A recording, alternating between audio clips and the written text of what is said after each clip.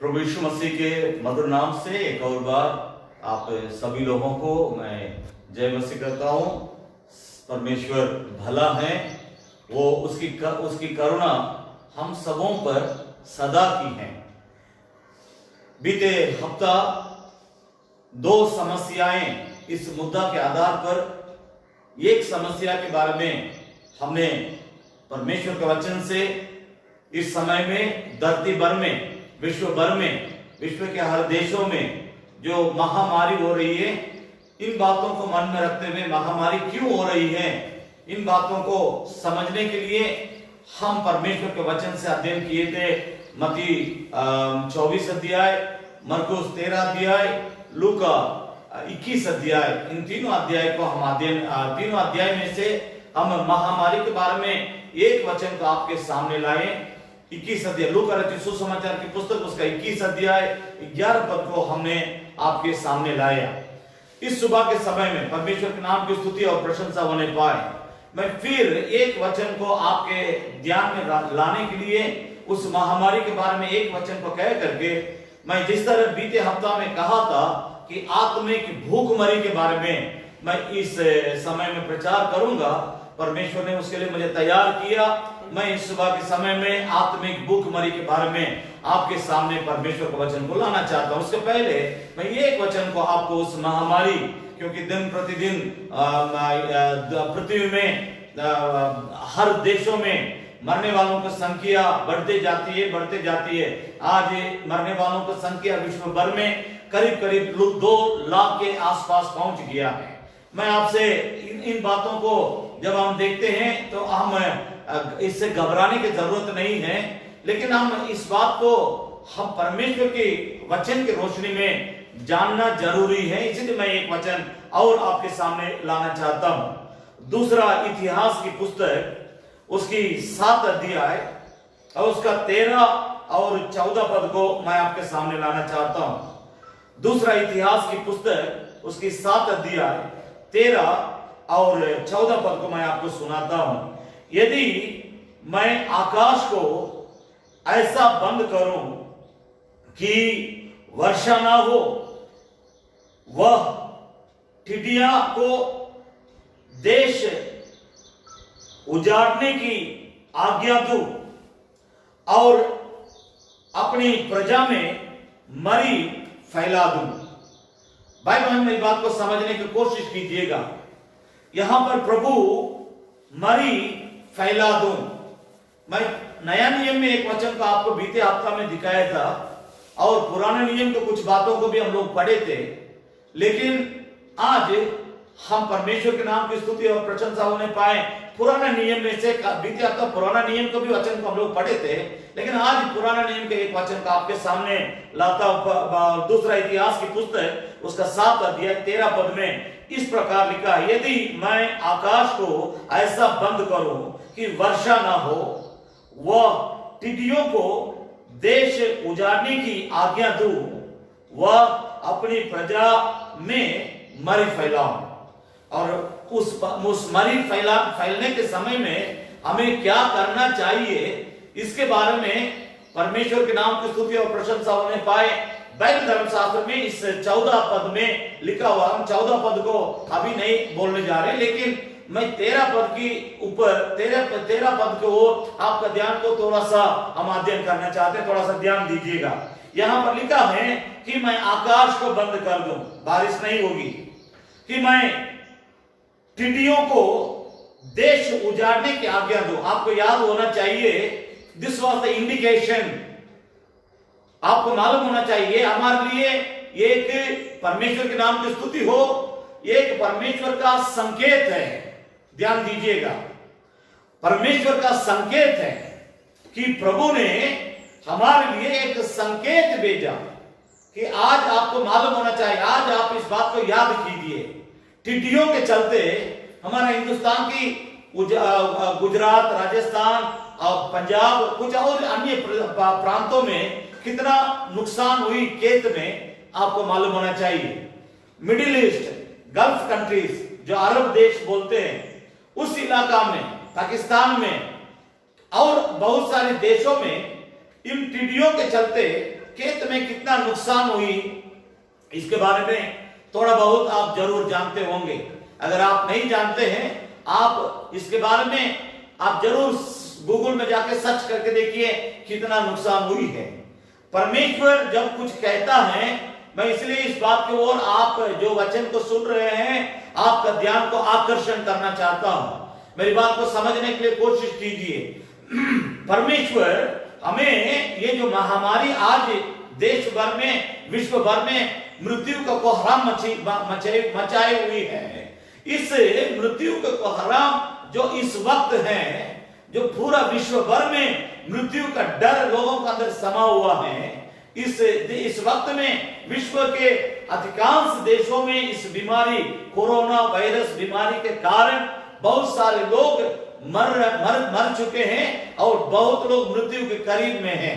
मैं आपकी ध्यान को यहां पर आकर्षण करना चाहता हूं। बाइबल धर्मशास्त्र बतलाती है मैं टिड्डियों को भेजूंगा। जरूर ये पुराना नियम का वचन है, कारण परमेश्वर कुछ करने से पहले हमारे लिए संकेत देता है।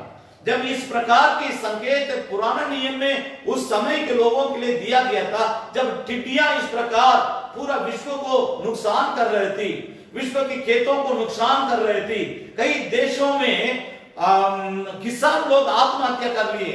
आपको मालूम होना चाहिए कई देश में किसान लोग आत्महत्या कर लिए, वे माथा पकड़ करके खेते में बैठे हुए हैं, क्योंकि हमारी बस की बात नहीं है। कई देश में जब कटनी के समय आया, उस हमारे प्रांत, हमारे देश में इस बात को हम लोगों ने देखा, जब कटनी के समय आया, किसान रात दिन खेत में ही पड़े रहे, रोते रहे और उन टिड्डियों को भगाने के लिए बड़ा कोशिश किए, लेकिन अंत में टिड्डियां जीत गई, इंसान हार गए, किसान हार गए। हमारे देश के भी यही कहानी है, पाकिस्तान में भी हुआ है, गल्फ कंट्रीज में हुआ है, बहुत देशों में हुई है। मैं इस बात को इसलिए आपको बतलाने के लिए चाह रहा हूं, जब भी दुनिया में कुछ भी होती है, आप उस घटना को लेकर के बाइबल में ढूंढिए, परमेश्वर इसके बारे में बाइबल में क्या बतलाया है। जब टिड्डियों की बात आती है तो हमारे लिए, मैं तो कहूंगा ये हमारे लिए एक संकेत है। परमेश्वर हमें सचेत होने के लिए तुरही फूंक रहा है, हे धरती के लोगों सावधान हो जाओ, मैं अपना पुत्र को भेज रहा हूं, मेरा पुत्र प्रभु यीशु मसीह को मैं दोबारा इस संसार में भेज रहा हूं करके परमेश्वर घोषणा करता है, ऐलान करता है। उसकी कामों को जब हम देख करके हम अनदेखे रह जाएंगे, नजरअंदाज कर जाएंगे, तभी हमें समस्या बढ़ने लगती है। जब इस टिड्डियां इस प्रकार विश्व के कई देशों को अनाज के ऊपर जब आक्रमण करके नुकसान कर रहे थे, उस समय कम से कम हमें सोचना चाहिए था, उस समय हमें समझना चाहिए था इसके बाद क्या होने वाला है। भाई बहन, कम से कम अभी आप इस बात को समझने के लिए कोशिश कीजिए। तो इस समय में करना क्या चाहिए, इस समय में क्या करना है, उसके बारे में इस वचन के साथ दूसरा इतिहास की पुस्तक उसकी 7 अध्याय 14 पद है, वहां परमेश्वर लोगों से स्पष्ट तौर से कहता, 13 और 14 को जोड़ करके मैं पढ़ता हूं, दूसरा इतिहास की पुस्तक उसका 7 अध्याय 13-14। यदि मैं आकाश को ऐसा बंद करूं कि वर्षा ना हो, वो टिड्डियों को देश उजाड़ने की आज्ञा दूं, वह अपनी प्रजा में मरी फैलाऊं। ध्यान दीजिएगा 14 पद, तब यदि मेरी प्रजा के लोगों में जो मेरे कहलाते हैं दीन होकर प्रार्थना करें और मेरे दर्शन के खोजी होकर अपनी बुरी चाल से फिरें, तो मैं स्वर्ग में से सुनकर उनका पाप क्षमा करूंगा और उनके देश को ज्यों का त्यों कर दूंगा। ये परमेश्वर का इंसान के साथ बंधा हुआ वाचा है। परमेश्वर के साथ, परमेश्वर इंसान के लिए दिया हुआ एक वायदा है। पर आप इस तरह रहते समय में मैं उस तरह करूंगा, जब तुम अपने पापों को छोड़कर मेरे ओर फिर कर आओगे, मेरे सामने गिड़गिड़ाओगे, मेरे सामने दीन हो जाओगे, मेरा चेहरा को खोजते हुए मेरे मेरे दर्शन के खोजी होकर अपनी बुरी चाल छोड़ के मेरे ओर फिर क्या होगे, तब मैं तेरे देश के ऊपर आशीष दूंगा। मैं तेरे देश को, मैं तुम लोगों को ज्यों का त्यों कर दूंगा, पहले से भी अच्छा मैं कर दूंगा, पहले से भी बहुत आशीष मैं दे दूंगा। परमेश्वर के नाम की स्तुति हो। तो इस बात को मन में रखते हुए आज चारों तरफ जरूर महामारी का एक बहुत बड़ा प्रलय हो रहा है, उसके चलते मृत्यु का प्रलय हो रहा है। तो इन बातों को समझते हुए हमें इस समय में परमेश्वर के पास किस प्रकार आना चाहिए। मैंने कहा था दो बड़ी समस्याएं, उसमें एक समस्या के बारे में मैं बीते हफ्ता कहा था, अभी आत्मिक भूखमरी, ये एक दूसरा बड़ी समस्या इन दिनों में दुनिया के लोगों के सामने, मैं उसके बारे में बोलना चाहता हूं। मेरे साथ मैं आप सभी लोगों से अनुरोध करता हूं, आप आराम से बैठ करके, ये मनोरंजन सभा नहीं है, परमेश्वर आपसे बातचीत करना चाहता है, परमेश्वर आपसे मिलना चाहता है, परमेश्वर आपके दिल के अंदर जो कचरा है, जो आपके दिल के अंदर जो परमेश्वर की न पसंद की बातें हैं, उन सभी बातों को परमेश्वर अपने वचन के द्वारा आपके अंदर से उखाड़ के फेंकना चाहता है। इसके लिए आप पहले नम्र हो जाइए, आप पहले परमेश्वर के सामने दीन हो जाइए, आप अपना बाइबल को अपने हाथ में लीजिए। इतना दिन तो आप में से बहुत लोगों को बाइबल पढ़ने के लिए भी फुर्सत नहीं था। आप अपने अपराध को याद करो, आज क्यों इस प्रकार की नौबत आई है। हम सोशल मीडिया के द्वारा परमेश्वर का वचन को सुनने का नौबत आ गई है, क्योंकि हम मसीह लोगों का सारा परमेश्वर का भवन में ताला लगी हुई है। आज इस प्रकार का नौबत क्यों हमारे लिए आया है। कम से कम अभी इस बात को समझने के लिए हम आपसे बड़ी प्रेम से, नम्रता के साथ मैं आपसे अनुरोध करता हूं, मेरे प्यारों, आप अपने बाइबल का अपने हाथ में ले। अगर आपके बच्चे हैं, आपके बच्चों से भी कहिए, सबको अपना अपना बाइबल का अपने हाथ में लेकर के परमेश्वर के वचन को देखने पाए। आमोस भविष्यद्वक्ता की पुस्तक पुराना नियम में आत्मिक भूखमरी के बारे में, जब इंसान परमेश्वर के विरोध में बहुत पाप करने लगता है, परमेश्वर की आज्ञाओं को तोड़ता है, परमेश्वर की इच्छा के विरोध में चलता है, परमेश्वर को भूल जाता है, परमेश्वर का प्रेम को भूल जाता है, परमेश्वर के धर्मशास्त्र को भूल जाता है, परमेश्वर को छोड़ करके संसार को और जब भागने लगता है, तो इसका मतलब ये परमेश्वर के लिए हमें एक संकेत देते हैं कि आपसे बढ़िया बढ़िया मनोरंजन की बातें, आपसे हमारा दिल को खुश रखने के लिए इस संसार में बहुत सारी बातें हो गई प्रभु परमेश्वर, इसलिए आप अपने जगह में रहिए, हमको छोड़िए। अब हम दुनिया में जाएंगे, दुनिया की बातों में हम मगन होना चाहते हैं, हम दुनिया की बातों से आनंदित होना चाहते हैं। हम आपके बात से हमें कुछ नहीं है, हम आपके वचन से कुछ नहीं है, हम आपकी आराधना से कुछ नहीं है, हम आपकी दुआ प्रार्थना से कुछ नहीं है, हम आपके वचन से कुछ नहीं है, हम आपके धर्म शास्त्र से कुछ नहीं है। इसलिए हम में से बहुत लोग बीते दिनों में बाइबल भी पढ़ने के लिए नहीं चाहते थे, बाइबल पढ़ना ही बंद कर दिए थे।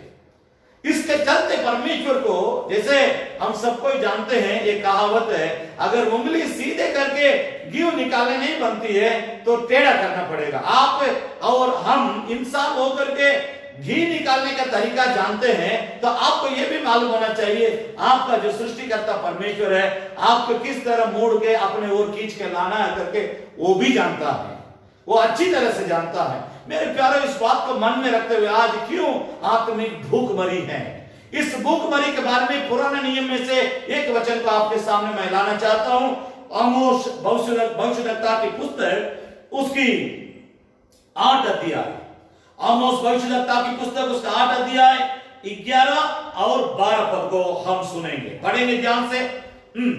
परमेश्वर यहोवा की यह वाणी है, देखो ऐसे दिन आते हैं जब मैं इस देश में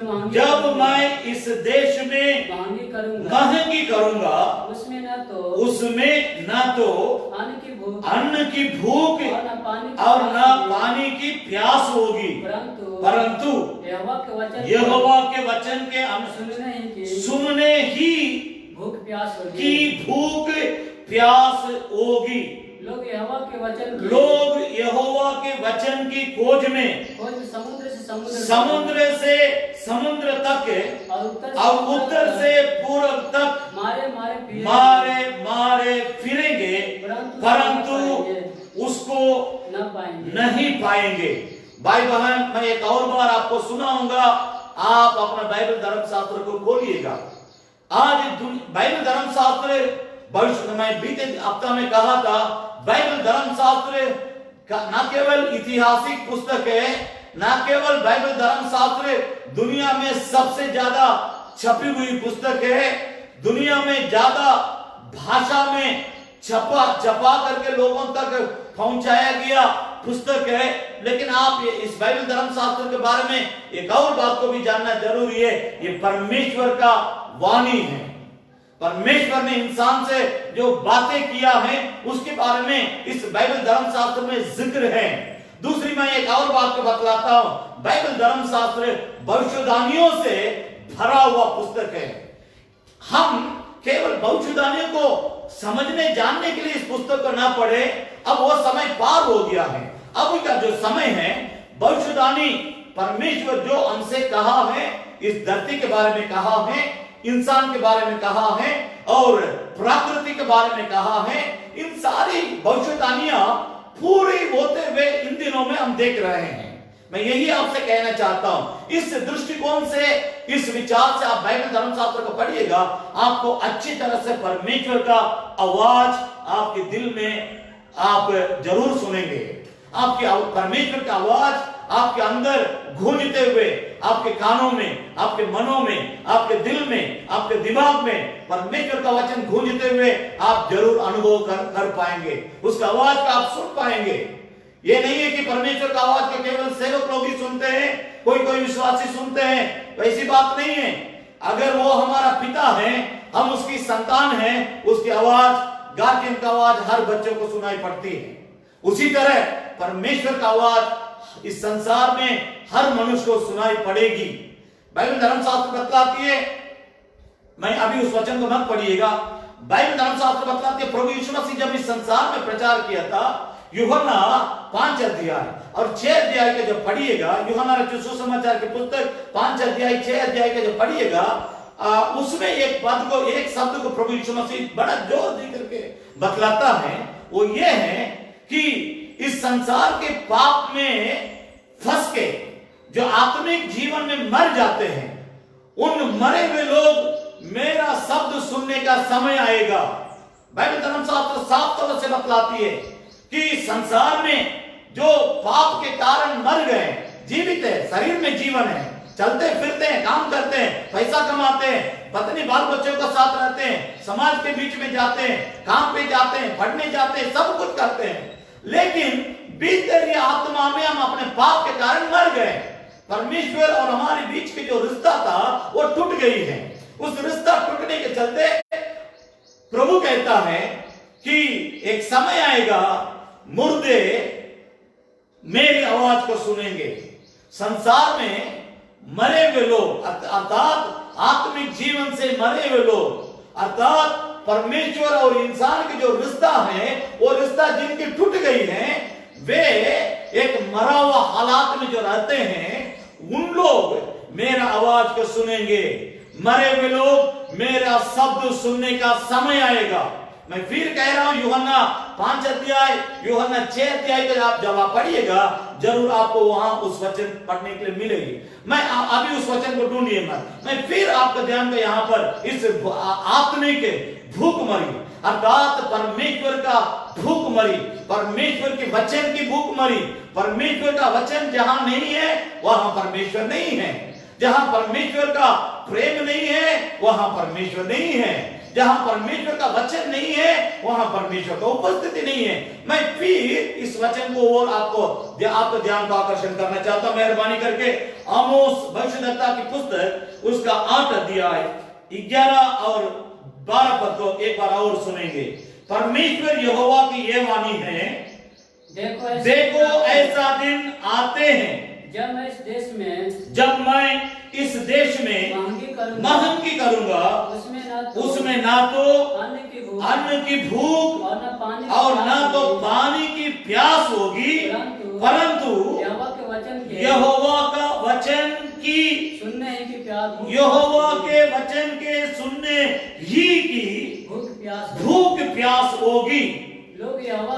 यहोवा के वचन को वचन की खोज में समुद्र से समुद्र और उत्तर से पूर्व तक मारे फिरेंगे, परंतु उसको न पाएंगे, उस परमेश्वर का जीवित वचन को ना पाएंगे। आज विश्व भर के तमाम कलीसियाएं बंद हैं। 1984 में मुझे पहले मेरे पिताजी के मृत्यु के बाद पहली बार परमेश्वर का वचन अच्छी तरह से सुनने का मौका मिला। फिर 85 में हमने अपने जीवन को परमेश्वर के लिए दिया। हमने अपने दिल में प्रभु यीशु को उद्धारकर्ता के रूप में हमने उसके हाथ में अपना जीवन का अर्पण किया। उस समय से लेकर मैं इस समय तक बहुत बड़े बड़े परमेश्वर के दासों के द्वारा हमने इस वचन को सुना है। एक ऐसा समय आएगी, एक ऐसा समय आएगा इस धरती में।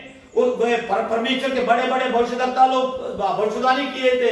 एक ऐसा समय आएगा इस धरती में, एक ऐसा भयानक भूखमरी का, वचन की भूखमरी का समय आएगा। उस समय लोगों को वचन सुनने को नहीं मिलेगा। लोग वचन की भूख के कारण, वो खाना का भूख नहीं है, वो पानी का प्यास नहीं है, परंतु यहोवा परमेश्वर के वचन का भूख के कारण, उस वचन की भूखमरी के कारण लोग मारे फिरेंगे। वे छाती पीट पीट कर रोएंगे, क्योंकि उनका छाती सब अभी हम उस समय में हैं। लोग छाती पीट पीट कर रोएंगे और वे एक समुद्र से दूसरे समुद्र, एक दिशा से दूसरी दिशा वे मारे फिरेंगे, लेकिन उनके लिए तो ऊपर भी परमेश्वर का वचन नहीं मिलेगा। आज मैं आप इस प्रचार को सुनने वाले सभी लोगों से, आप कोई भी क्यों न हो, आप इस वचन को वो हम भी हैं, आपको भी खड़ा करके मैं बोल रहा हूं। मैं आपसे पूछ रहा हूं, आप सीधे सीधे इस सवाल का जवाब आप ही के अंदर है। इसको आप इस जवाब को ढूंढिएगा। मैं आपसे सीधे सीधे एक सवाल कर रहा हूं, कितने प्रचारक आपके सामने खड़ा होकर के इन दिनों में आपके लिए प्रचार करते हैं? आप इस भविष्यवाणी को समझने की कोशिश कीजिए। इस भविष्यवाणी को आप समझने की कोशिश कीजिए। आप जो घर में परमेश्वर का वचन को इन दिनों में सुन रहे हैं, आपके सामने उपस्थित होकर के कितने सेवक आज परमेश्वर का वचन को प्रचार करते हैं? भाई बहन, वो समय अभी आया है। आप इस बात को समझने की कोशिश कीजिए। दुनिया भर के सभी चर्च में, सभी परमेश्वर के भवन में ताला लगी हुई है। आराधना नहीं है, गीत नहीं है, भजन नहीं है, प्रार्थना नहीं है, उपवास प्रार्थना नहीं है, वचन के प्रचार नहीं होती है, सब कुछ बंद है। अब कम से कम आप इस वचन को समझने की कोशिश कीजिए। आत्मिक भूखमरी का समय अभी आया है। मैं आपसे आपकी अंतःकरण में, हालेलुया, आप इस सत्य वचन के बारे में क्या सोचते हैं, उसको आप जानने के लिए मैं आपसे पूछ रहा हूं। आज इस सवेरे, आज के दिन या रोज कितना अध्याय आप परमेश्वर का वचन को पढ़ते हैं? आपसे मैं एक और सवाल कर रहा हूं, जो अभी बीते महीने, एक महीना पूरा समाप्त हो गया। सरकार पूरा एक महीना, बीते महीना 24 तारीख से लेके आज तक हमारे देश 2 बार में लॉकडाउन में चल रहा, बंद है। इस समय में, इस एक महीना जो समय है, मैं आपसे पूछ रहा हूं, आप कितना बाइबल पढ़े हैं? कितना आप वचन पढ़े हैं? कितना आपके बच्चे परमेश्वर के वचन को पढ़ते हैं? कितने आपके घर में वचन की पढ़ाई होती है? कितना किताब आप पढ़े हैं? कितना घंटा आप पढ़ते हैं? कितना घंटा आप परमेश्वर के वचन के साथ बैठते हैं? फालतू समय में कितना समय आपकी बीतती है? कितना आप मोबाइल देखेंगे, व्हाट्सएप देखेंगे, फेसबुक देखेंगे और ये करेंगे, वो करेंगे, सब कुछ करेंगे, लेकिन आपके पास परमेश्वर का वचन को पढ़ने के लिए समय अगर नहीं है, कम से कम आज मन फिराइए, कम से कम अभी परमेश्वर को ओर लौट आइए। नहीं तो हमारी दशा बहुत दुर्दशा होने का संभावना है अगर हम परमेश्वर की इस इशारा को नहीं समझेंगे, परमेश्वर की इस बात का अगर नहीं मानेंगे, हमारे लिए आने वाले दिन कठिन हो सकता है। भाई बहन, मेरी बात को समझने की कोशिश कीजिए। यहां परमेश्वर जिस तरह कहा था उस समय इस्राएलियों के लिए, क्यों इस्राएलियों के लिए इस तरह कहा था? इन लोग परमेश्वर को जानते थे लेकिन मानते नहीं थे। मानते थे थोड़ा बहुत, अपने जरूरत के अनुसार, अपने जरूरत के अनुसार मानते थे, जब उनको परमेश्वर बहुत आशीष दे देगा तब परमेश्वर को छोड़ देगा। आप न्यायों को पुस्तक को पढ़िएगा कि एक एक न्याय कोई 40 साल के लिए, कोई उससे कम साल के लिए परमेश्वर उनको ऊपर भेजते रहता है। इस्राएलियों में से एक न्याय को खड़ा करेगा, उसी में एक देबोरा है, उसी में एक गिदोन है, उसी में एक सिमसोन है, उसी में एक यफ्ता है। तो आप उसको पढ़ करके समझ लीजिएगा क्यों परमेश्वर बदल बदल के एक एक न्याय को इस्राएलियों को ऊपर खड़ा करता है। इसका एक ही एक कारण है, जब अच्छा दिन आएगा वे सबको भूल जाएंगे। मेरी बात को समझने की कोशिश कीजिए। जब उनका दुख दूर हो जाएगा, उनका समस्या दूर हो जाएगा, उनका कष्ट दूर हो जाएगा, जब उनके पैकेट गर्म हो जाएगा, सही भाषा तो वही है, जब पैकेट गर्म हो जाएगा यानी चार में पैसा आ जाएगा, उसके बाद परमेश्वर से मतलब नहीं है।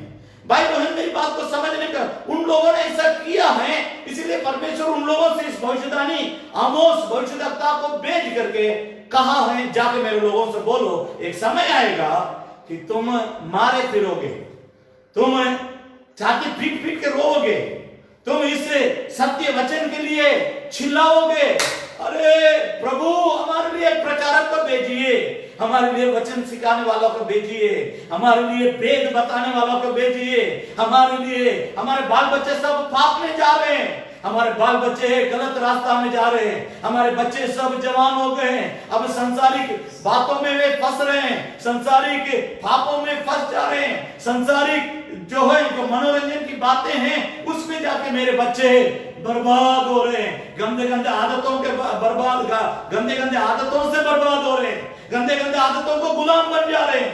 हे प्रभु हमारे लिए आप अपने दासों को भेजिए ताकि हम तेरे वो लौट के आ सके। इजरायली लोग वैसा रोया था। आप बाइबल को पढ़िएगा तब आपको समझ में आएगा। ये जब ये इस प्रकार की भविष्यवाणी उनके समय में, उन दिनों में पूरा हुआ था, उस समय वे रोने लगे। मैं आपसे कह रहा हूं आज वही समय विश्व भर के हर देशों में आई है। आज वही समय विश्व भर के सभी कलीसिया के लिए आई है। विश्व भर के सभी कलीसिया के अंदर रहने वाले सभी सेवक, सभी विश्वासीगण, सभी प्राचीन, सभी मंडली की अगुवाई करने वाले, सबके साथ ये समस्या आज आ गई है। इसका क्या कारण है, इसको समझना बहुत जरूरी है। थोड़ा कुछ वचनों को मैं आपके सामने रखना चाहता हूं, थोड़ा जल्दी वचनों को पढ़ने के लिए हम कोशिश करेंगे। सबसे पहले वो से भविष्यद्वक्ता की पुस्तक, इस किताब के आगे आप पुराना नियम के इसी किताब के आगे आप पृष्ठ नंबर मैं आपको बोल रहा हूं 1053, वो से भविष्यद्वक्ता की पुस्तक उसकी 4 अध्याय, यहां 1 से 3 पद तक क्यों परमेश्वर इस प्रकार इन लोगों से कहा था। ये लोग तो परमेश्वर का अपना नीति प्रजा थे, परमेश्वर इन लोगों से बहुत प्यार किया था। परमेश्वर इन लोगों को मिस्र देश से छुड़ा करके बाहर लेके आया। जब तक मिस्र देश में था, बंधुआई में था, गुलामी में था, दूसरा किसी के लिए नौकर था, और मिस्र देश के लोगों के घरों में, उनके कामों में ये लोग नौकर चाकर का काम करते थे। अभी परमेश्वर इनको कानान देश में लेके आ गया, आजादी की जगह में लेके आ गया, आजादी के देश में लेके आ गया। अब परमेश्वर नहीं चाहिए, अब हम अपनी इच्छा के अनुसार चलेंगे। आपके बारे में मैं आपसे कहना चाहता हूं मेरे प्यारों, जो इस वचन को सुन रहे हैं, जब आपके पास कुछ नहीं था, आप कितना परमेश्वर को ढूंढते थे, कितना आप परमेश्वर से प्रार्थना करते थे, कितना आप अपने पत्नी बच्चों के साथ परमेश्वर के साथ प्रार्थना करने में, सेवा करने में, परमेश्वर के नाम को दूसरों तक पहुंचाने में, गांव गांव में, नगर नगर में, शहर शहर में, अपने अड़ोस पड़ोस के लोगों को कितना आप जाकर के प्रभु के बारे में बताते थे। लेकिन जब आप परमेश्वर के द्वारा आशीर्वाद को पाए, तो मैं आपसे पूछना चाह रहा हूं, क्या इस समय आपके अंदर वो बोझ, वो जो दर्द, वो जो पीड़ा शुरुआत में आपके अंदर था, जब आप प्रार्थना शुरू करते तो समय रोते थे, फुट फुट के रोते थे, और ज्यादा उपवास करने के लिए मन करता था, ज्यादा प्रार्थना करने के लिए मन करता था, हमेशा प्रभु प्रभु प्रभु प्रभु करके प्रभु की ओर ही आप जाते थे। आप अपने घर के लोगों को प्रभु को ओर ही धक्का दे करके लेके जाते थे। लेकिन आज इन इस्राएलियों का समान शायद आप हो गए होंगे। आप अपने जीवन को पहचानने के लिए कोशिश कीजिएगा। पढ़ेंगे 4 अध्याय, वो से भविष्यद्वक्ता की पुस्तक उसका 4 अध्याय 1, 2, 3 पद को पढ़ेंगे। हे इस्राएलियों, यहोवा का वचन सुन, यहोवा का वचन सुनो, इस देश के निवासियों के साथ इस देश के निवासियों के साथ यहोवा का मुकदमा है। यहोवा का, देखिए ये बहुत भयानक शब्द है। परमेश्वर इजरायली जिनके लिए परमेश्वर ने सब कुछ किया है। मिस्र देश से लड़ाई हुआ, यरीको से लड़ाई हुआ, और अमलेकियों से लड़ाई हुआ, फिलिस्तीनियों से लड़ाई हुआ, बहुत देशों से बाबुल देश के लोगों से लड़ाई हुआ, और सीरिया देश के लोगों से लड़ाई हुआ, बहुत देशों के साथ लड़ाई हुआ। इनके लिए परमेश्वर लड़ाई करता है। इतना करके इनको जब सब कुछ दे करके बना के खड़ा कर दिया, तब इन लोग परमेश्वर से अलग हो गए। दुनिया के मनोरंजन के बातों में मन ज्यादा लगने के चलते अब परमेश्वर छोटा दिखने लगा। इस कारण इन लोगों ने दुनिया की बातों के पीछे चले गए। दुनिया की बातों के पीछे चलने के चलते परमेश्वर अभी बात करता है, ए इस्राएलियों, मेरी तुम्हारे साथ एक मुकदमा है। बाप रे, ये बहुत कठिन शब्द है, समझने के लिए कोशिश कीजिए। फिर से पढ़ेंगे एक पद, हे इस्राएलियों, यहोवा का वचन सुनो, इस देश के निवासियों के साथ यहोवा का मुकदमा है। इस देश में ना तो कुछ सच्चाई, ना तो कुछ, देखिए क्या कारण है, परमेश्वर इन लोगों से क्यों गुस्सा करता है। परमेश्वर को इन लोगों ने, इस्राएलियों ने, परमेश्वर के अपने लोगों ने किस प्रकार रुष्ट दिलाया, क्रोध दिलाया, उसका क्या क्या कारण है, यहां समझने के लिए कोशिश कीजिए। इस देश में ना तो कुछ सच्चाई है, आपके अंदर सच्चाई है कि नहीं, आप इन बातों के साथ अपने जीवन को मिलाने के लिए कोशिश कीजिए। क्यों? कोरोना वायरस इतना 2 लाख लोगों के आसपास में मुआ करके लेके चला गया, और कितना लोगों को लेके जाएगा हम नहीं जानते हैं। लेकिन एक बात को समझना बहुत जरूरी है, परमेश्वर के लोगों को अभी परमेश्वर के पास लौट आने के लिए समय दिया गया है। कुछ सच्चाई नहीं है, ना कुछ करुणा और ना कुछ परमेश्वर का ज्ञान ही है। यहाँ साफ देने, झूठ बोलने, वध करने, छुराने, चोरी करने और बेविचार करने को छोड़ कुछ नहीं होता। वे मेरे इस्राएल के, मेरे देश के, मेरे जिनको मैं अपना समझता था, मेरे लोगों ने व्यवस्था की सीमा को लांघ कर कुकर्म करते हैं, और खून ही खून होता रहता है। इस कारण ये देश, आपके पास कलम होगा तो मैं आपसे अनुरोध करता हूं, आप नीचे दाग मार कर रखिए। मैं फिर कहना चाहता हूं, तीसरा पद को पढ़ेंगे। तीसरा पद, इस कारण ये देश, अभी श्राप देके किस प्रकार परमेश्वर लोगों को सुनाता, ये देश विलाप करेगा, और मैदान के जीव जंतुओं और आकाश के पक्षियों समेत उसके सब निवासी कुमला जाएंगे, और समुद्र की मछलियां भी नष्ट हो जाए। मेरे बात को समझने की कोशिश कीजिए। परमेश्वर कितना दुखी देखिए, वो कहता है कि मेरे लोग व्यवस्था, अर्थात मेरे दिया हुआ नियम, मेरा दिया हुआ वचन, मेरा दिया हुआ उनके लिए जो 10 आज्ञा मैंने दिया, जो धर्मशास्त्र उनके लिए मैंने दिया है, मेरे लोगों ने सब कुछ, मुझे भी जानते हैं, धर्मशास्त्र को भी जानते हैं, सब कुछ जानते हुए, अनजाने में नहीं, सब कुछ समझते हुए वे क्या क्या करते हैं। यहाँ लोग झूठ बोलने, वध करने, चोरी करने, बेविचार करने को छोड़ कुछ नहीं होता है। पहला वचन में और भी बहुत सारी बातें हैं कि क्या है, कुछ सच्चाई नहीं है, कुछ भी करना नहीं है, ना कुछ परमेश्वर का ज्ञान है। इस कारण यहां श्राप देने, झूठ बोलने, वध करने, चुराने, चोरी करने और बेविचार करने को छोड़ कुछ नहीं होता। इस कारण परमेश्वर अपना दिल से वो बिलखता है, रोता है, और आंसू के साथ प्रभु कहता है, हे मेरे लोग, मेरे व्यवस्था की सीमा को लांघ कर कुकर्म करते हैं। इस कारण खून ही खून होता है। आज धरती में यही सब हो रहा है, जो उन दिनों में हुआ था वही बात इन दिनों में हो रहा है। इस कारण ये देश विलाप करेगा, ये देश विलाप करेगा। आज विलाप हर देश के लोग करते हैं, दुनिया के हर कोई विलाप करते हैं, दुनिया के हर कोई रोते हैं, दुनिया के हर कोई आंसू बहाते हैं, दुनिया के हर कोई चिल्लाते हैं, दुनिया के हर कोई डरते हैं, दुनिया के हर कोई कांपते हैं, दुनिया के हर कोई तरतराते हैं, दुनिया के हर कोई गिड़गिड़ाते हैं। अमेरिका दुनिया का ताकतवर देश था।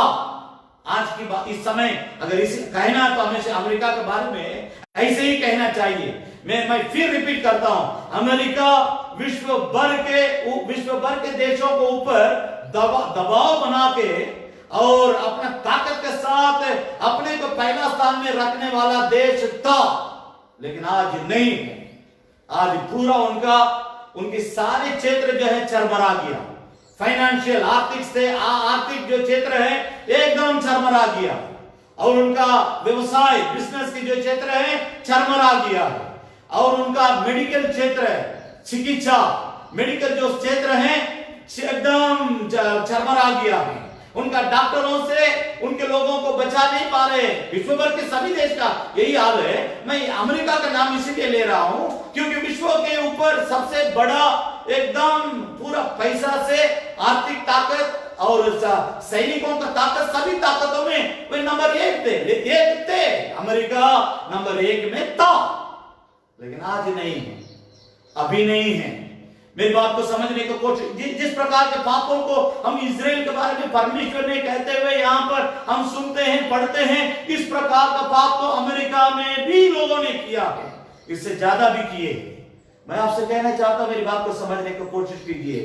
परमेश्वर कहता है मेरे लोगों ने, मैंने जो व्यवस्था को दिया है उस व्यवस्था की सीमा को लांघ कर, फाड़ कर, हिम्मत बांध कर, मन भर कर पाप किया है। इसके चलते सब अनजाने में नहीं किया। परमेश्वर के बारे में मालूम है, व्यवस्था के बारे में मालूम है, 10 आज्ञा के बारे में मालूम है, धर्मशास्त्र के बारे में मालूम है, भविष्यद्वक्ताओं के बारे में मालूम है। हमारा परमेश्वर इब्राहिम के साथ ऐसा बातचीत किया, नूह के द्वारा जल प्रलय के समय में ऐसा बातचीत किया, इसहाक के द्वारा बातचीत किया, याकूब के द्वारा बातचीत किया, मूसा को हमारे लिए अगुआ बना करके मिस्र देश से बाहर लेके आया, एलिया को भेजा, एलीशा को भेजा, दानियल को भेजा, सब पता है, सबके द्वारा वचन को सुने हैं। लेकिन सारी बातों को अभी भूल कर संसार इनके ऊपर इतना जबरदस्त प्रभाव डाल दिया कि परमेश्वर की व्यवस्थाओं को लांघ कर, मेरे प्यार, मेरे वचन को सुनने, मेरे द्वारा परमेश्वर का वचन को सुनने वालों से मैं बड़ी नम्रता और डरते हुए मैं इस वचन का आपके सामने रख रहा हूं। आप कहां कहां परमेश्वर का उस वचन का सीमा को पार किए। आज क्यों इस प्रकार की नौबत आई है?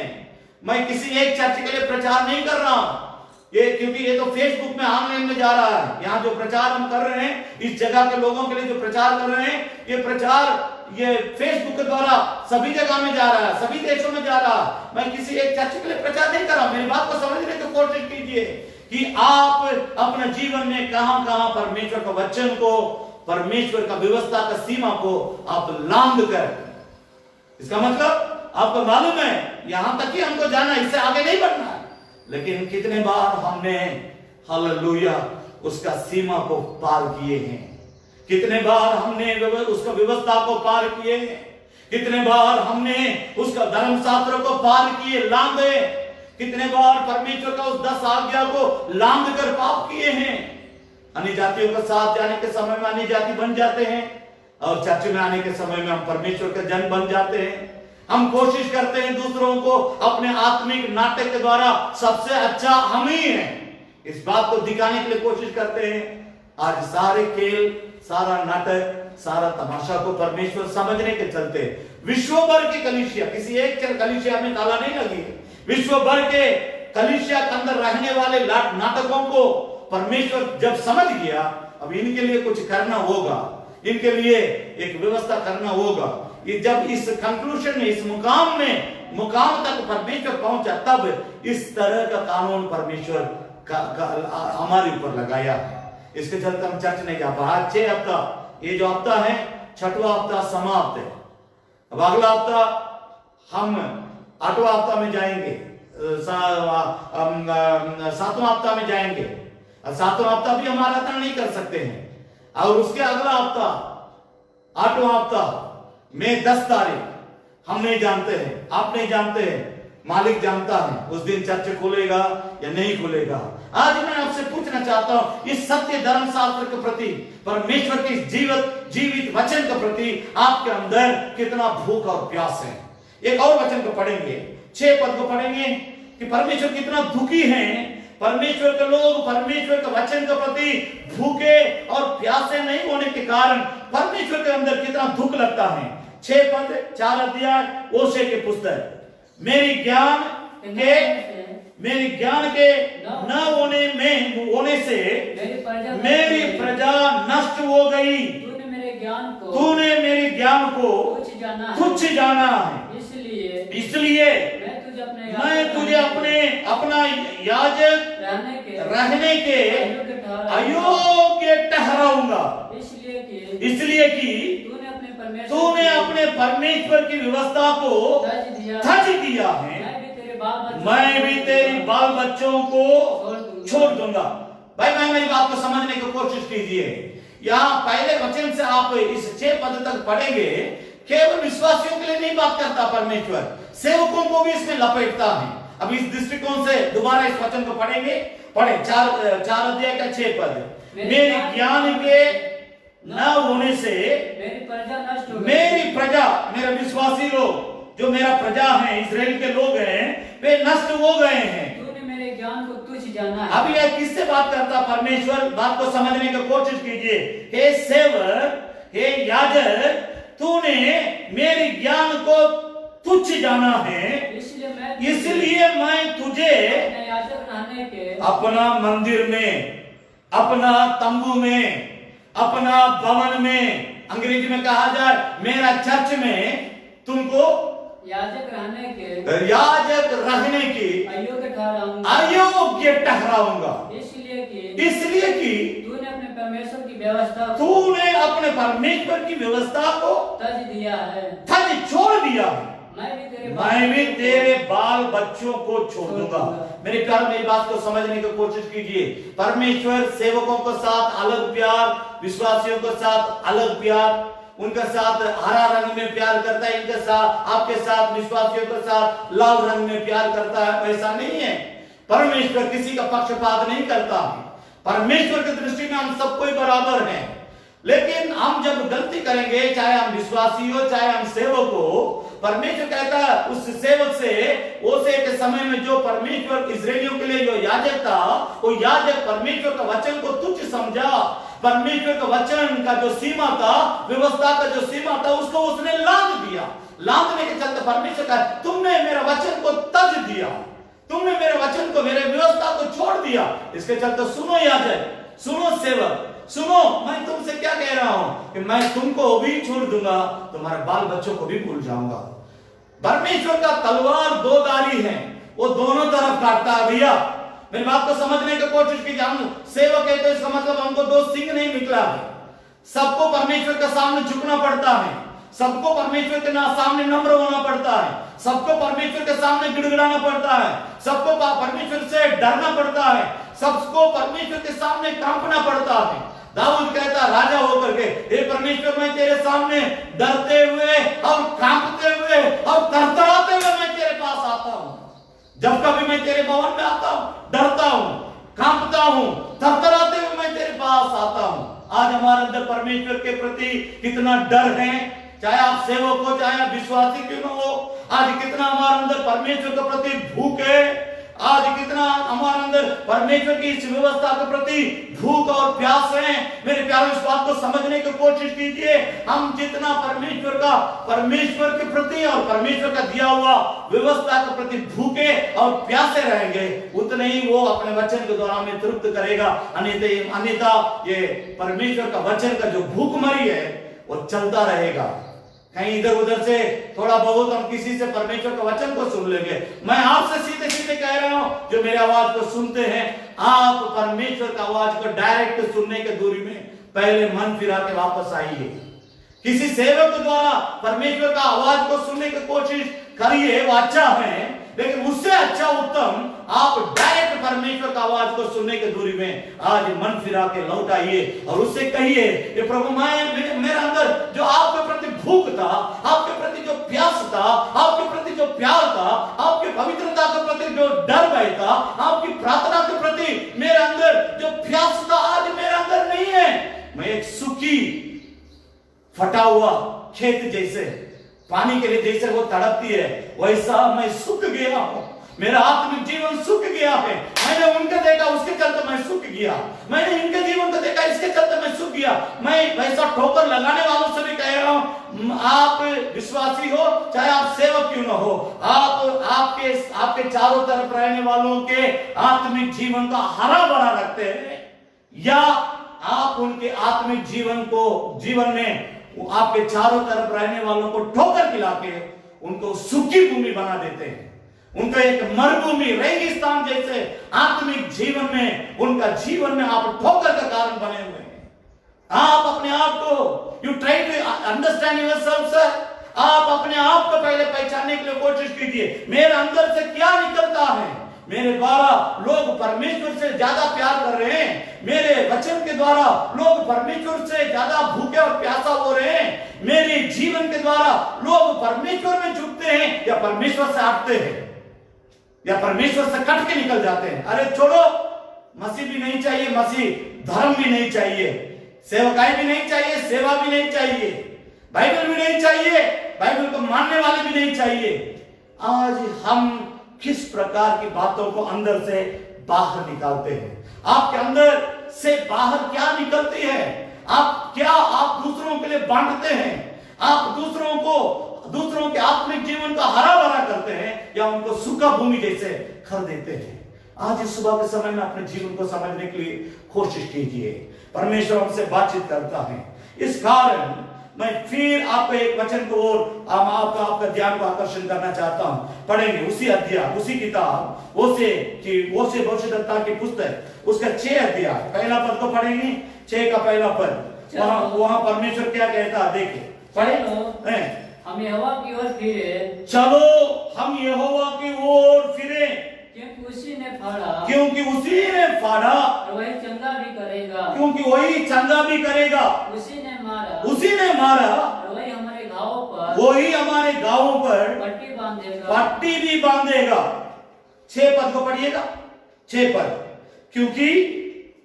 क्योंकि मैं 6 अध्याय के 6 पद वो से, क्योंकि मैं बलिदान से नहीं स्थिर प्रेम ही से प्रसन्न होता हूं। आपकी दान से, आपकी दशवान से, आपकी सेवा से, आपकी कामों से, आप कितना कर दिए, कितना दे दिए, उससे परमेश्वर का दिल कभी कुछ होने वाला नहीं है। इस वक्त आप परमेश्वर के सामने कितना आप नम्र हैं। इस वक्त दुनिया के अंत होने के समय पर हम आ गए। यीशु मसीह के कहने के अनुसार महामारी देशों में फैली हुई है, धरती भर में महामारी घेर करके लोगों को मृत्यु को ओर ढकेलती है। इस तरह की महामारी इस प्रकार 100 साल के पहले हुई थी।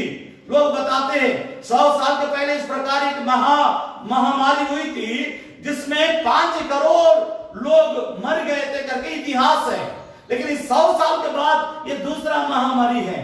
ये जो महामारी है प्रभु यीशु मसीह के आने की बातों का हमें याद दिलाती है। हमारा प्रभु आने वाला है, क्योंकि उसने कहा मेरे आने से पहले मैं इस प्रकार की महामारी को भेजूंगा।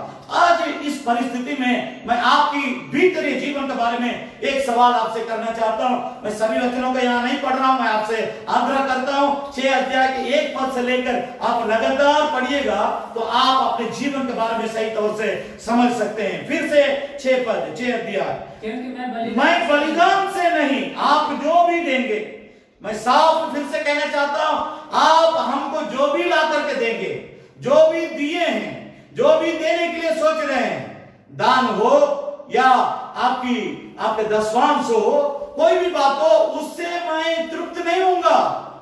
और एक सेवक के लिए मैं बोल रहा हूं, आप जितना सेवा कर दिए उससे आप परमेश्वर का आप तृप्त नहीं कर सकते हैं। आपकी इस समय में आपका आत्मिक जीवन कैसा है, कितना आप परमेश्वर के करीब में हैं, कितना आप परमेश्वर से प्रेम करते हैं, कितना आप परमेश्वर के इस सत्य धर्मशास्त्र अर्थात व्यवस्था की सीमा के अंतर्गत में इसको फांदते नहीं है, लांघते नहीं है। अपने आप को समझने के लिए कोशिश कीजिएगा। 6 पद को पूरा पढ़ दें। मैं बलिदान से नहीं स्थिर प्रेम से प्रसन्न होता हूं और होम बलियों से अधिक यह चाहता हूं कि लोग परमेश्वर का ज्ञान को पाए। मैं आपसे सभी लोगों से कह रहा हूं, भाई बहन मेरी बात को समझने की कोशिश कीजिए। हम परमेश्वर को क्या ले जा करके देते उस बात को छोड़िए, वो तो आपको देना है क्योंकि वो परमेश्वर का नियम है, कानून है, वो तो देना है। लेकिन उसको दे करके आप अपना दिल को परमेश्वर से अलग मत कीजिएगा, क्योंकि प्रभु यीशु मसीह का प्रचार में एक प्रचार है कि तुम्हारा वोटों से तुम जरूर मुझे पुकारते हो, तुम अपने वोटों से मुझे जरूर स्तुति करते हो, तुम अपने वोटों से मुझे प्रभु प्रभु करके चिल्लाते हो, सब कुछ करते हो, बहुत अच्छी बात है। परंतु एक बात को समझ लो, तुम्हारा दिल मुझसे बहुत दूर है।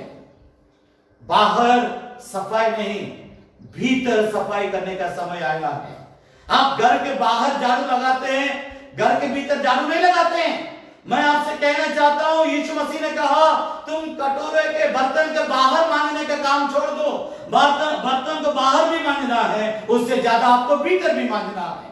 प्रभु यीशु मसीह ने कहा कि जो इजराइल में जो व्यवस्था को प्रचार करने वाले याजक, महायाजक और व्यवस्थापक थे, धर्मशास्त्र को प्रचार करने वाले लोग थे, उन सेवकों को देख करके प्रभु यीशु मसीह ने कहा, अरे तुम तो देखने में रंग किया हुआ, रंगाया हुआ कबर जैसे लगते हो।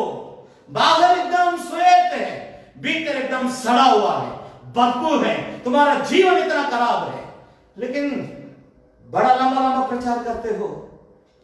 बाहर बहुत अच्छा है, बाहर बहुत मीठा है, बाहर बहुत प्यार है, लेकिन परमेश्वर में तुम भीतर कैसे हो? यीशु प्रभु का प्रचार है। मैंने कह रहा हूं, आप वचन उठा करके पढ़िए, मत्ती रचित सुसमाचार की पुस्तक उसका 23 अध्याय का पूरा बारंबार पढ़िए। वहां प्रचारकों के लिए जो यीशु के समय में उन दिनों में यरूशलेम मंदिर में जो सेवा करते थे याजक, महायाजक, उनके बारे में व्यवस्थापक और सदुकियों और फरीसियों के बारे में वहां पर प्रभु यीशु मसीह कहता, अरे तुम तो बड़ा बाहर देखने में श्वेत रहते हो, लेकिन भीतर तो एकदम सड़ा हुआ है, बदबू आ रहा है। आज परमेश्वर हमसे चाहता है उससे, उसके सत्य वचन से स्थिर प्रेम करें। भाई बहन मैं सीधे सीधे आपसे कहना चाहता हूं, इस प्रचार आज बंद नहीं होगा। अगर परमेश्वर की इच्छा होगी, मैं परमेश्वर का इस सत्य वचन को मैं अगला हफ्ता पर प्रचार करूंगा, लेकिन मैं 10 मिनट आपसे समझ लेता हूं, थोड़ा सा इस बात को समझ लीजिएगा। यहां परमेश्वर क्या कहना चाहता है, इस बात को समझने की कोशिश कीजिए। मैं फिर चाहता हूं उस वचन को एक बार और पढ़ेंगे। क्योंकि बलिदान से नहीं स्थिर प्रेम ही से प्रसन्न होता हूं और होम बलि से अधिक यह चाहता हूं लोग परमेश्वर का ज्ञान रखे। आप परमेश्वर के प्रति ज्ञान रखे। इसका मतलब इस सत्य वचन को आप ज्यादा पढ़ें, इस सत्य वचन को ज्यादा समझे, इस सत्य वचन के लिए ज्यादा समय दे। आप सोचते हैं, हम भी सोचते हैं हमारे बाल बच्चे अच्छा कॉलेज में पढ़े, अच्छा स्कूल में पढ़े, अच्छा अंग्रेजी बोले, डॉक्टर बन जाए, इंजीनियर बन जाए, बैंक में मैनेजर बन जाए, ये हो जाए, वो हो जाए। आपसे मैं पूछ रहा हूं, आपके बच्चों को कितना बाइबल का ज्ञान आपने दिया है? आज परमेश्वर आपसे हिसाब पूछता है। आप उन बच्चों को ऊपर आपके हाथ में जो परमेश्वर ने अपना अमानत के रूप में आपके हाथ में दिया है, बच्चे हमारा नहीं है, परमेश्वर का दिया हुआ भाग है। बाइबल धर्मशास्त्र बतलाती है उन बच्चों को हमने कितना वचन सीखने के लिए उस्काया, उत्साहित किया, उन्हें परमेश्वर का वचन का ज्ञान कितना दिया। भाई बहन परमेश्वर कहता है कि स्थिर प्रेम में रहो। स्थिर प्रेम, जो मेरे से जो प्यार करते हैं उस प्रेम में भी स्थिर रहो। परमेश्वर जो मेरा वचन है, इस वचन से भी स्थिर प्रेम रखो। साथ ही साथ मेरे वचन को ज्यादा पढ़ो ताकि मेरे ज्यादा ज्ञान तुमको हो सके। आप बच्चों के लिए मोटा मोटा किताब खरीद के देते होंगे, दिए होंगे। मैं आपसे पूछ रहा हूं, इस किताब, इस जो धर्मशास्त्र है, इस धर्मशास्त्र के आपके बच्चे पढ़ने के लिए कोई नियम, अनुशासन, क्रमानुसार इस वचन को पढ़ने के लिए क्या आपने कोई व्यवस्था किया है? आपके घर में ऐसा कोई नियम है? मैं प्रतिदिन ब्लसी से पूछता हूं, बाइबल पढ़ी है? परमेश्वर गवाह, मेरी बड़ी बेटी ब्लसी से मैं प्रतिदिन पूछता हूं, बाइबल पढ़ी है? अगर आप एक सच्चा परमेश्वर की ओर से उन बच्चों के लिए पिता बने हैं, आप खाना देना, कपड़ा देना, पढ़ाई देना, घर देना, उनके लिए अच्छा जिंदगी देना, इन सभी बातों से बढ़कर आप अपने बच्चों को पहले परमेश्वर का वचन और परमेश्वर का ज्ञान दीजिए। अगर वो नहीं है, आपकी जिंदगी किसी दिन माथा पकड़कर रोने की जगह में चला जाएगा। आप ही के सामने आपके बच्चे गलत रास्ता पकड़ लेंगे, गंदे आदत में चले जाएंगे, गंदे दोस्तों के साथ चले जाएंगे, गंदे जीवन बिताने लगेंगे, तब आप बाद में जाकर के रोएंगे। इसलिए परमेश्वर कहता है, पहले तुम मुझसे स्थिर प्रेम रखो, दूसरा तुम मुझसे मेरे वचन से स्थिर प्रेम रखो, तीसरा तुम मेरे बारे में ज्यादा जानो। इस सुबह के समय में मैं आपसे कहना चाहता हूं, आज क्यों इस तरह का भूखमरी है? जब हमारे लिए सब आजादी के साथ आराम से मिलता था, हमने इसके बारे में जानने के लिए, इसके बारे में समझने के लिए, इस धर्मशास्त्र को पढ़ने के लिए, इसके प्रति भूख और प्यास हमारे अंदर उस समय नहीं था। आज इसलिए परमेश्वर हमारा भूख और प्यास को बढ़ा रहा है।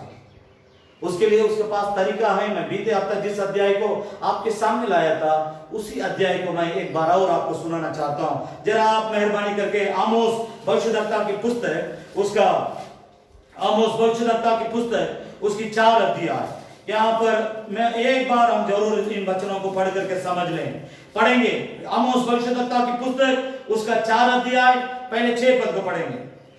एक मिनट, ये जो लॉकडाउन, ये जो पूरा विश्व के लॉकडाउन परमेश्वर करके रखा है हर सरकार के द्वारा, मैं आपसे बतला रहा हूं, जो भी व्यक्ति परमेश्वर का वचन को नहीं मानेगा, ये लॉकडाउन बंद खुल भी जाएगा, लेकिन आपके लिए लॉकडाउन जारी रहेगा।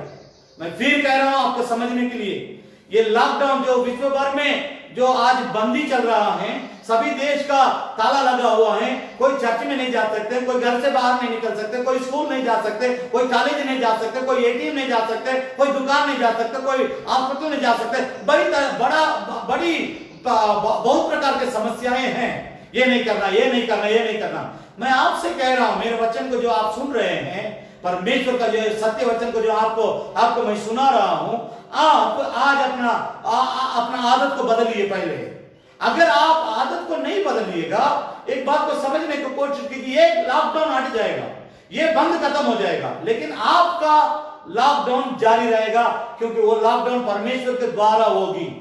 समझने के लिए मैं आपको बतला रहा हूं, परमेश्वर दुनिया का लॉकडाउन वही करता है, क्योंकि बाइबल धर्मशास्त्र बतलाती है प्रकाशित वाक्य की पुस्तक में कि वही प्रभु यीशु जो बंद करता है किसी दरवाजा को, उसको खोलने का ताकत और क्षमता शक्ति किसी में नहीं है। अगर प्रभु यीशु किसी दरवाजा को खोल दिया है, उस दरवाजे को कोई बंद नहीं कर सकता है। वही ऐसा ताकत रखता है कि वो बंद करने के बाद कोई खोल नहीं सकता है, वो खोलने के बाद कोई बंद नहीं कर सकता है। मैं आपसे कहना चाहता हूं कि हमारा लॉकडाउन यहीं पर अंत हो जाए, इसको हम बढ़ाने की कोशिश ना करें, क्योंकि परमेश्वर का वचन बतलाती है लॉकडाउन का काम तरीका परमेश्वर ने किया उसके लोगों के साथ। कैसे पढ़ेंगे? आमोस भविष्यद्वक्ता की पुस्तक, उसका 4 अध्याय 6 पद को पढ़ेंगे। मैंने तो तुम्हारे सब नगरों में दांत को सफाई करा दी, और तुम्हारे सब स्थानों में रोटी की गटी की, तो भी तुम मेरी ओर फिर करके नहीं आया। यहोवा की यही वाणी है। नंबर 1, एक बार 5 बार परमेश्वर कहता है। 7 पद को पढ़िएगा, जल्दी पढ़े। जब कटने के दिन 3 महीने रह गए, 3 महीने रह गए, तब मैंने तुम्हारे लिए वर्षा न की। मैंने इस नगर में जल बरसा कर दूसरे में न बरसाया। एक खेत में जल बरसा, दूसरा खेत जिसमें न बरसा वह सूख गया। इसलिए 8 पद है, पढ़े। लोग पानी पीने को मारे फिरते हुए एक ही नगर में आए, परंतु न हुए, वे तृप्त नहीं हुए, तो भी तुम मेरी ओर न फिरे। वहां पर प्रभु दूसरी बार कहता तो भी तुमने मेरी ओर नहीं फिरे। यहोवा की यही बात ये है। हवा की हमारे 9 पद को पढ़ेंगे। मैंने तुमको लघु और तुम्हारा है। हैं, और जब तुम्हारी वाटिका जब तुम्हारी वाटिकाएं और दांत की बारी दांत की बारियां और अंजीर और अंजीर और जैतून के वृक्ष जैतून के वृक्ष बहुत हो गए, तब टिड्डियां उन्हें खा गई। तो भी तुम मेरी ओर फिर करना है। तीसरी बार परमेश्वर कहता तो भी तुमने मेरे ओर फिर कर नहीं आया। यहोवा की ये वाणी है। 10 पद को पढ़ेंगे। मैंने तुम्हारे बीच में मिस्र देश की सी मरी फैलाई। मैंने तुम्हारे घोड़ों को छिनवा कर तुम्हारे जवानों को तलवार से घात करा दिया और तुम्हारी छावनी को दुर्गंध तुम्हारे पास पहुंचाया है। तो भी तुम मेरी ओर फिर करना है। परमेश्वर कह रहा तो भी तुमने मेरे ओर फिर करके नहीं आया है। यहोवा की ये वाणी। इसलिए पढ़े। मैं तुम में से एक को ऐसा उलट दिया जैसे परमेश्वर ने सदम और अमोरा को उलट दिया था। और तुम आग से निकाली हुई लकड़ी के समान ठहरे। तो भी तुम मेरी ओर फिर करना है। 5वां बार तो भी तुमने मेरे ओर फिर कर नहीं आया। यहोवा की यही वाणी। एक वचन को हम और आपको दिखा करके प्रार्थना करना चाहते हैं। ध्यान दीजिए। 6 पद का पहला पद है। 6 अध्याय का पहला पद को पढ़ेंगे। हाय उन पर जो सियोन में सुख से रहते हैं। और उन पर चारों तरफ दुख है, चारों तरफ महामारी है, चारों तरफ भूखमरी है, लेकिन सियोन के अंदर जो सुख से रहते हैं उन पर हाय। बाकी बातों को आप बाद में पढ़ के समझ ले, लेकिन आपके ध्यान को मैं यहाँ पर आकर्षण करना चाहता हूँ। ध्यान दीजिएगा। 8 अध्याय उसका पहला और दूसरा पद का तीसरा पद तक पढ़ेंगे। उसके बाद हम प्रार्थना करें। परमेश्वर यहोवा ने मुझको यूं दिखाया धूप काल के फलों से धूप काल के फलों से भरी हुई एक टोकरी है। उसने कहा हे आमोस तुझे क्या दिखाई पड़ता है? मैंने कहा धूप काल के फलों से भरी एक टोकरी है। तब यहोवा ने मुझसे कहा मेरी प्रजा इज़राइल का अंत। आपके पास कलम होगा तो नीचे लिख करके रख लें, यहाँ पर मार्क लगाएं। मेरी प्रजा इज़राइल का अंत आ गया है। मैं अब उसको और न छोड़ूंगा। परमेश्वर यहोवा की वाणी है। उस दिन राज मंदिर के गीत हाहाकार में बदल जाएंगे। देखिए यहाँ पर परमेश्वर कितना दुख के साथ कहता है उस दिन, जिस दिन मैं नहीं छोड़ूंगा, जिस दिन मैं अपने लोगों के ऊपर कार्रवाई करूंगा, जिस दिन मैं अपने लोगों को सजा दूंगा, जिस दिन मैं इजरायलियों का अंत करने के लिए कार्रवाई करूंगा, उस दिन वे अपने मंदिर अर्थात मेरे लिए इजरायलियों ने जो मंदिर बनाया, उस मंदिर से जो गीत गाएगा, जो भजन गाएगा, जो बाजा बजाएगा, वो मेरे लिए हाहाकार। तीसरा पद ध्यान दीजिएगा। तीसरा पद पढ़े। परमेश्वर यहोवा की वाणी है। उस दिन राज मंदिर के गीत मेरे लिए जो भजन गीत करते हैं, गाते हैं, हाहाकार में बदल जाएंगे और सौ का बड़ा ढेर लगेगा। ये बहुत खतरनाक शब्द मैं यहाँ पर अंत कर रहा हूँ। ये सबसे खतरनाक शब्द यहाँ पर लिखा हुआ है। और सौ का बड़ा ढेर लोग और सब स्थानों में वे चुपचाप फेंक दिए जाएंगे। भाई बहन 1 घंटा हो गया। मैं 1 घंटा और प्रचार करूंगा अगर परमेश्वर की इच्छा होगी तो अगला हफ्ता में। ध्यान दीजिएगा। यहां पर परमेश्वर कहता है कि सवों का ऐसा ढेर होगा। कहां पर? इज़राइल में। इज़राइल कौन है? परमेश्वर का अपना निज बाग है। मेरा बहुत प्यारा है, मेरा बहुत दुलारा है, मेरा अपने लोग हैं। मैं उनके लिए कुछ भी करूंगा। मैं उनके लिए मिस्रियों से लड़ूंगा। मैं उनके लिए इजरायलियों के लिए अमलेकियों से लड़ूंगा। मैं इजरायलियों के लिए फिलिस्तियों से लड़ूंगा। मैं इजरायलियों के लिए मैं बाबुल देश वालों से लड़ूंगा। दुनिया के सब किसी से लड़ूंगा। इतना परमेश्वर ने इजरायलियों से प्यार किया, लेकिन इन लोगों ने परमेश्वर का प्यार को पैर से रोक दिया। उसके चलते उसको इतना कड़ी कार्रवाई करना पड़ी कि अभी चर्च बंद है, चर्च में प्रचार नहीं है। यहाँ इस तीसरा पद में लिखा, तुम्हारे चर्च में जो मेरे लिए तुम गीत गाओगे, मेरे लिए वो गीत हाहाकार में बदल जाएगा। बढ़िया बढ़िया गिटार, कीबोर्ड, ड्रम्स, रंग बिरंग लाइट, बहुत सुंदरता से चर्च को सजा। अरे तुम चर्च को सजाना बंद करो, तुम अपना जीवन को सजाओ। परमेश्वर डायरेक्ट यहां बोलना चाहता, तुम इधर उधर सजाने वालों की बातों को बंद करो, तुम अपना जीवन को सजाओ। अन्यथा इजराइल सुनो, मेरा न्याय को सुनो, मैं फैसला सुना रहा हूं, अन्यथा तुम नहीं सुधरेगा, तुम मेरे प्रति भूखा और प्यासा नहीं होगा, मेरे धर्मशास्त्र के प्रति भूखा और प्यासा नहीं होगा, मेरे सत्य वचन के प्रति भूखा और प्यासा नहीं होगा। सुनो मेरे फैसला को सुनो, मैं तुम्हारे देश में लाशों का ढेर कर दूंगा। परमेश्वर जो प्रेमी है, परमेश्वर जो अनुग्रहकारी है, परमेश्वर जो दयावंत है, परमेश्वर हमारा परमेश्वर जो हजारों हजार साल हमारे ऊपर करुणा करने वाला, कृपा करने वाला। मैंने पूछा प्रभु से, क्यों करता मुझसे इतना प्यार? उतना प्यार करने वाला परमेश्वर इजराइल के ऊपर कार्रवाई करने के लिए वो फैसला करता है कि सुनो, तुम मेरे प्रति प्यासा नहीं रहेगा, मेरे प्रति तुम्हारे अंदर भूख नहीं होगी। मेरा धर्मशास्त्र जो मैंने तुम्हारे हाथ में, मूसा के हाथ में लिख करके भेजवाया दिया है, अगर उसको तुम तुझ समझोगे, सेवकों चाहे विश्वासी क्यों ना हो, सेवकों के बच्चे क्यों ना हो, विश्वासियों के बच्चे क्यों ना हो, आप कोई भी क्यों ना हो, अगर परमेश्वर को जानते हैं, परमेश्वर के नाम को मानते हैं, आप अगर इस सत्य वचन के साथ खिलवाड़ करेंगे, प्रभु कहता है मैं तुम्हारे देश में लाशों का ढेर लगा दूंगा। और अंत में लिखता है, बहुत वेदना से भरी हुई बात, सब स्थानों में वे चुपचाप से लाशों को फेंक के जाएंगे, लाशों को फेंक देंगे। आज दुनिया में बहुत देश में लाशों को दफनाने के लिए जगह नहीं है।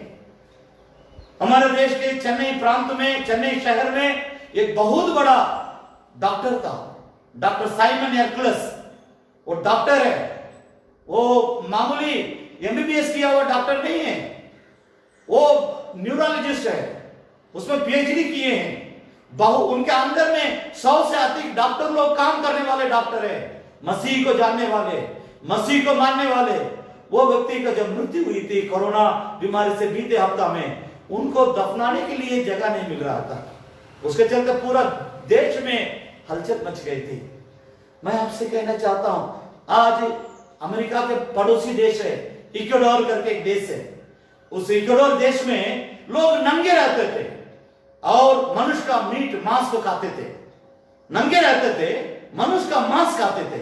उन लोगों के पास मिशनरी लोगों ने जाके प्रभु यीशु का प्रचार सुनाया और उन प्रचार करने वाले सभी मिशनरियों को उन लोगों ने मार डाला, उन लोगों को खा भी दिया, मार भी डाला, उन लोगों को आग में भूंज के खा भी लिया। आप इससे समझ सकते कितना खतरनाक देश था वो। लेकिन वो देश कुछ दिन के बाद परमेश्वर का प्यार, पवित्र आत्मा उस देश में, जंगल में जब काम करने लगा, आज वो देश पूरा के पूरा मसीह देश है, बहुत पहुंचा हुआ देश बन गया। लेकिन वे बाहरी बातों में बढ़ गए, लेकिन भीतर परमेश्वर का साथ सटे नहीं थे, परमेश्वर की रिश्ता में मजबूत नहीं हुए, परमेश्वर की प्रेम में मजबूत नहीं हुए, परमेश्वर का वचन का भूख प्यास उनके अंदर घट गई थी, क्योंकि दुनिया की सभी सुविधाएं, सभी सुख उनके पास आ गई थी, पैसा की कोई कमी नहीं है, सब कुछ आने के चलते हैं। परमेश्वर, वही गॉड, परमेश्वर क्यों है? हमारे पास तो सब कुछ है, अभी परमेश्वर की जरूरत नहीं है। आप अपने जगह में रहिए, हम अपने जगह में रहेंगे। इस प्रकार पाप में अपने आप को गिराने के चलते आज आप गूगल में जाकर सर्च कीजिएगा, इक्वाडोर देश में कोरोना का क्या वर्तमान स्थिति है। आप देखेंगे वहां पर लाशों को गाड़ने के लिए जगह नहीं है, सड़कें में लाश पड़ी हुई है। भाई बहन, मैं आपसे इन बातों को इसलिए रख रहा हूं जो भी व्यक्ति, जो भी देश के लोग परमेश्वर को और परमेश्वर का वचन को हट करेंगे, उनके ऊपर ये सब विपत्तियां आएगी। जो भी चर्च के लोग, कलीसिया के लोग, जो भी मसीह परिवार के लोग, जहां भी मसीह समाज के लोग मसीह को छोड़ देगा, मसीह का वचन को छोड़ देगा, वहां पर इस प्रकार की विपत्ति आएगी। मैं आपसे कहने, अभी तक हम प्रचार शुरू नहीं किए इस आत्मिक भूखमरी के बारे में। एक भूमिका आपको हमने दिया। परमेश्वर की इच्छा होगी इस आत्मिक भूखमरी के समय में आपको क्या करना होगा, आपका परिवार को क्या करना होगा, एक सेवक को क्या करना होगा, और उनकी पत्नी बाल बच्चों को क्या करना होगा, हम मसीह लोगों को क्या करना होगा, मसीह मंडली को क्या करना होगा, मसीह के लोगों को इस समय में किस प्रकार परमेश्वर के पास आना होगा। मैं इसके बारे में जरूर अगला हफ्ता परमेश्वर की इच्छा होगी मैं प्रचार करूंगा।